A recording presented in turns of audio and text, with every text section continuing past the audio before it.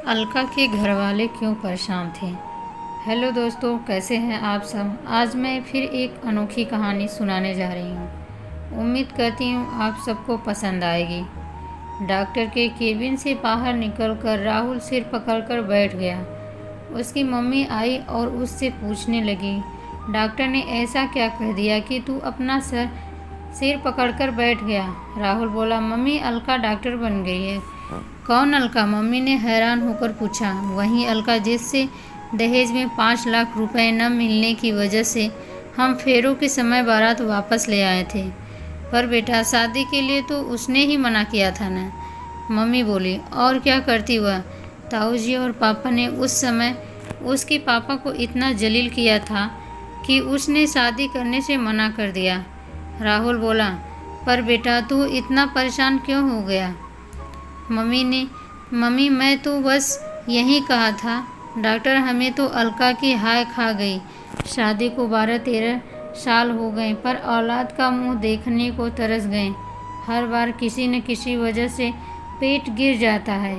इस बार खुश थे कि अब हम औलाद का मुंह देख लेंगे, पर यह समस्या आ गई। हमारी डॉक्टर ने अलका का नाम लिया और कहा कि अब वे ही कुछ कर सकती हैं। मम्मी, अलका रिपोर्ट देखते देखते बोली, जिस लड़की की बारात फेरों के समय वापस लौट जाए वह कभी दुआ तो नहीं देगी ना। फिर उसने सिर उठाकर मेरी तरफ देखा। उसकी शक्ल देखकर मेरी बोलती बंद हो गई। आगे और कोई बात होती कि तभी नर्स ने आकर तैयारी शुरू कर दी। अलका उठकर चलने लगी, फिर मेरी पीठ को सहलाते हुए बोली, डरो मत, मैं डॉक्टर पहले हूँ, अलका बाद में। पर राहुल की मम्मी कुछ और ही सोच रही थी, इसलिए उन्होंने बेटे की बात पर कोई गौर नहीं किया। थोड़ी देर बाद मम्मी ने पूछा, क्या अलका शादीशुदा है। राहुल बोला, नहीं मम्मी, लेकिन आप यह क्या पूछ रही हैं। बेटा सोच, उसने अभी तक शादी क्यों नहीं की। उससे कह दे कि बच्चे को बचाने की कोशिश करे। बहू न बचे तो कोई बात नहीं। राहुल चीखा, आप कितने बेरहम हैं। मैं वही गलती दोबारा नहीं करूँगा। एक बार ताऊजी और पापा के खिलाफ नहीं बोलकर मुझे अलका जैसी लड़की से हाथ धोना पड़ा था। मुझे अपनी बीवी और बच्चा दोनों चाहिए। उधर डॉक्टर अलका के सामने लेटी कविता जिंदगी और मौत के बीच झूल रही थी। वह उस शख्स की बीवी थी जो अलका के साथ होने वाले फेरों पर अपनी बारात वापस ले गया था। डॉक्टर अलका के सामने उस दिन का एक सीन घूम गया जिसने उसकी ज़िंदगी बदल दी थी। राहुल और अलका मंडप के नीचे बैठे हुए थे कि तभी राहुल के पापा की आवाज़ गूंजी थी, रुक जाओ। फिर वे अलका के पापा से बोले थे, 5 लाख रुपए का इंतज़ाम करो और फेरे तभी होंगे जब आप 5 लाख रुपए का इंतज़ाम कर लोगे। अलका और उसके परिवार वाले सभी चौंक कर रह गए थे। अलका के पापा और चाचा दोनों राहुल के पापा के सामने गिड़गिड़ा रहे थे, पर उनका एक ही राग था कि 5 लाख रुपया इंतज़ाम करो, नहीं तो बारात वापस ले जाएंगे।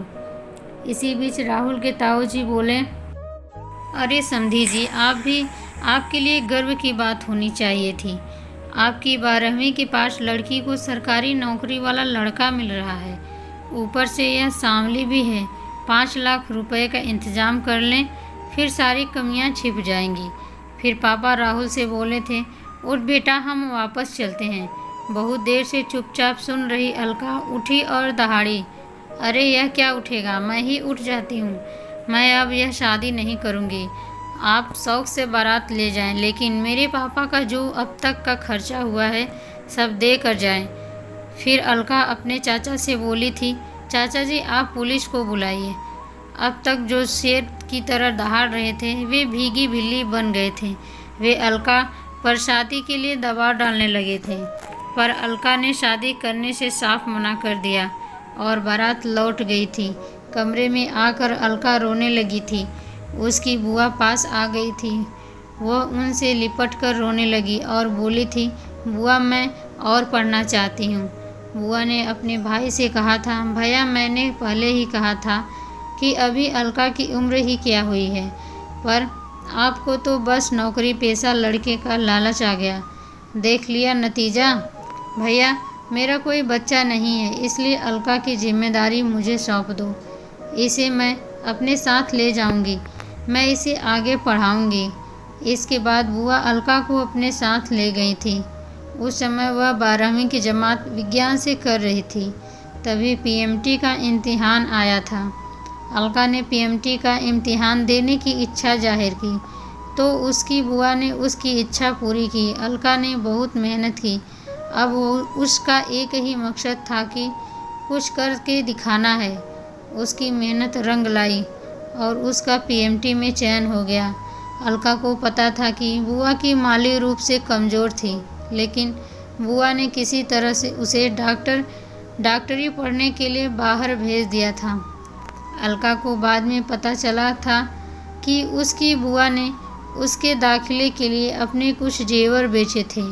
इसीलिए उसने अपने सहपाठियों से कहा कि उसके लिए कुछ ट्यूशन बता दें, जिससे वह अपनी बुआ को कुछ राहत दे सके। अलका के सहपाठी उसके काम आए। उन्हीं में डॉक्टर विश्वास भी थे। उन्होंने कुछ ट्यूशन बता दिए। बस यहीं से अलका की निकटता डॉक्टर विश्वास से बढ़ने लगी और उस हद पहुंच गई जहां दोनों एक दूसरे के बिना नहीं रह पा रहे थे। 3 साल बाद अलका एक नर्सिंग होम में मालकिन थी। इस नर्सिंग होम की मालकिन बनने में भी डॉक्टर विश्वास ने ही मदद की थी। अब अलका इतनी काबिल डॉक्टर हो गई थी कि बिगड़े केस भी ठीक कर देती थी। कविता का केस भी तभी अलका के पास आया जब दूसरे डॉक्टरों ने हाथ खड़े कर दिए थे। डॉक्टर अलका के लिए यह सबसे मुश्किल केस था, क्योंकि अगर वह अपने काम में नाकाम हुई तो लोग यही कहेंगे कि अलका ने अपना बदला ले लिया। उसका करियर भी चौपट हो जाएगा, जबकि उसको पता था कि उसके सामने लेटी औरत का कोई कसूर नहीं था। अलका को बार बार पसीना आ रहा था। उसकी ऐसी हालत देखकर नर्स बोली, डॉक्टर क्या हुआ? आप अपने आप को संभालो। अलका बोली, डॉक्टर विश्वास को फ़ोन लगाओ। थोड़ी देर बाद जब नर्स ने कहा कि डॉक्टर विश्वास कुछ ही देर में पहुंचने वाले हैं, तब जैसे अलका को हिम्मत मिली। अब उसके लिए कविता एक आम मरीज थी। 2 घंटे बाद जब बच्चे के रोने की आवाज़ गूंजी, तब सब खुशी से उछल पड़े। बाकी काम अपने सहायकों पर छोड़कर डॉक्टर अलका डॉक्टर विश्वास के साथ बाहर निकल गई। कविता 3 दिन अस्पताल में रही। राहुल और अलका की मुलाकात नहीं हुई। राहुल खुद ही अलका से कन्नी काट लेता था। 3 महीने बीत गए थे।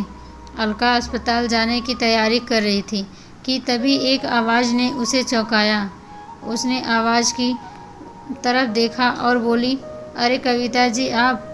अपने बच्चे को डॉक्टर अलका की गोद में सौंपते हुए कविता बोली, मुझे सब पता चल गया है जो इन्होंने आपके साथ किया था।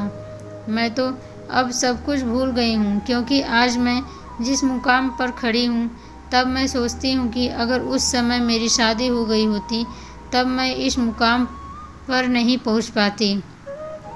पर इन्होंने जो किया वह गलत किया। हाँ, मुझे भी उस समय बुरा लगा था कि राहुल ने अपने पापा का विरोध नहीं किया था।